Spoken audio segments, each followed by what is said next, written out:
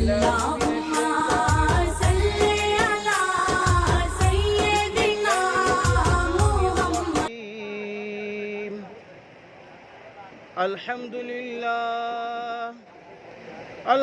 لله نحمده ونستعينه ونستغفره ونؤمن به ونتوكل عليه ونعوذ بالله من شرور أنفسنا ومن سيئات أعمالنا من يهده الله فلا مضل له ومن يضلله فلا هادي له ونشهد أن لا إله إلا الله وحده لا شريك له ونشهد أن محمدًا عبده ورسوله وصلى الله عليه وسلم تسليما كثيرا كثيرا. أما بعد، قال الله تبارك وتعالى: أعوذ بالله من الشيطان الرجيم. يا أيها الناس اتقوا ربكم الذي خلقكم من نفس واحدة وخلق منها زوجها وبث منهما رجالا كثيرا ونساء واتقوا الله الذي تساءلون به والأرحام إن الله كان عليكم رقيبا.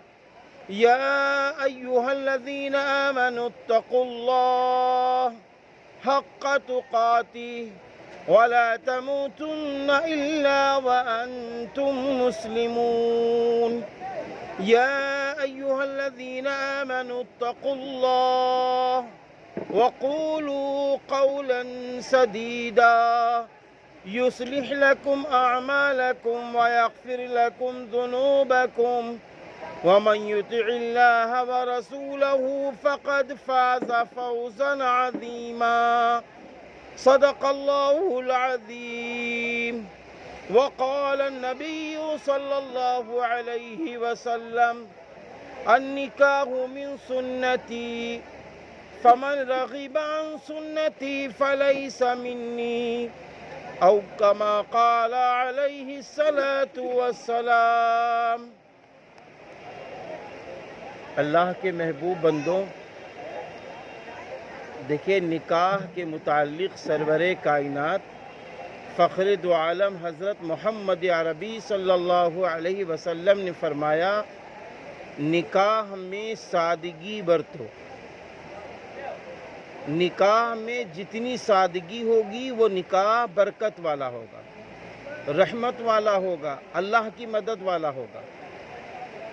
نکاح کے موقع پر جب دولہا تیار ہو تو وہ دولہا اسلامی دولہا ہونا چاہیے. ملی و سماجی دولہا نہ تیار کرو. جیسے ابھی آپ دیکھ رہے ہیں ہمارے دولہا صاحب ہیں ماشاءاللہ، نہ صحرا ہے، نہ سونے کی انگوٹھی ہے، اور شاید کی مہندی بھی نہیں لگی ہے. یہ اسلامی دولہا ہے، کیونکہ مردوں کو سونا پہننا حرام ہے. جتنی دیر مرد سونا پہنتا ہے جہنم کی آگ اپنے ہاتھ میں ڈالے ہوئے ہے، تو اس لیے مردوں کے لیے سونا حرام ہے. دوسرے صحرا سرور کائنات فخر دو عالم حضرت محمد عربی صلی اللہ علیہ وسلم نے نکاح کے موقع پر نہ صحرا باندھا ہے، نہ خلفائے راشدین نے صحرا باندھا ہے، نہ صحابہ اکرام رضی اللہ علیہ اجمعین نے صحرا باندھا ہے.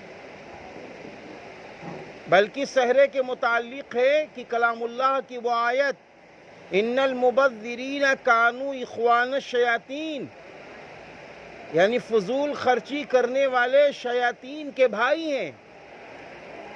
جو لوگ صحرا باندھتے ہیں گویا شیطان کی مدد کرتے ہیں.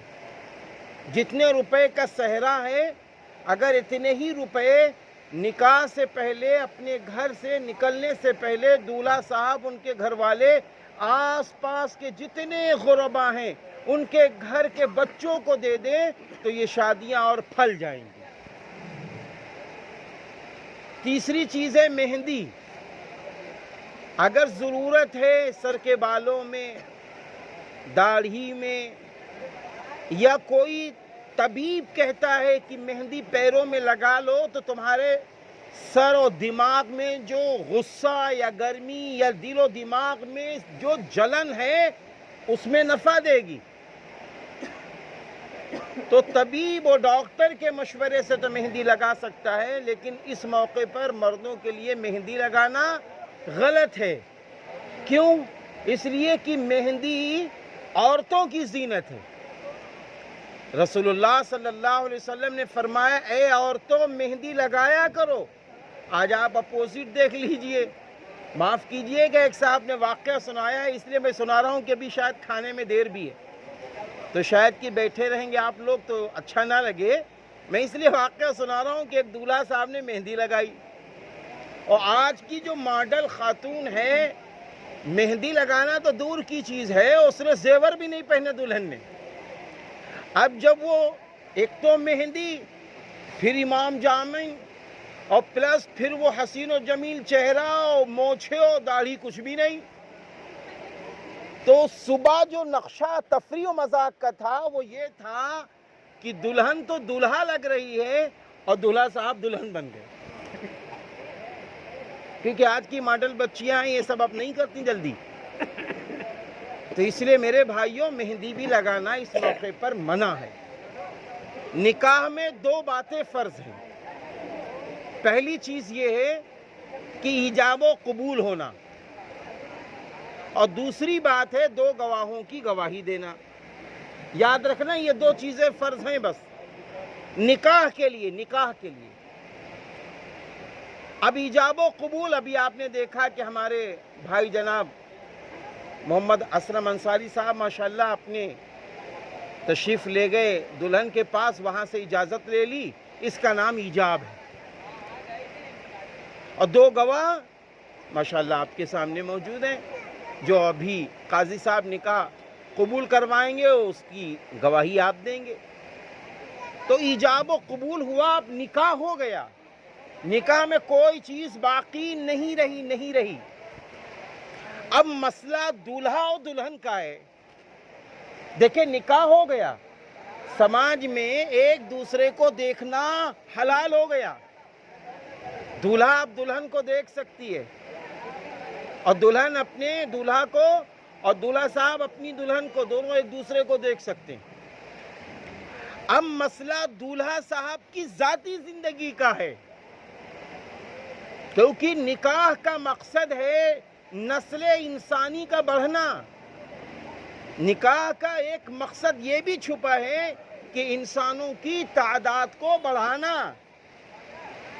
ایک موقع پر رسول اللہ صلی اللہ علیہ وسلم نے ارشاد فرمایا کہ قیامت کے دن ہم اپنی امت کی زیادتی کو دیکھ کر خوش ہو جائیں گے.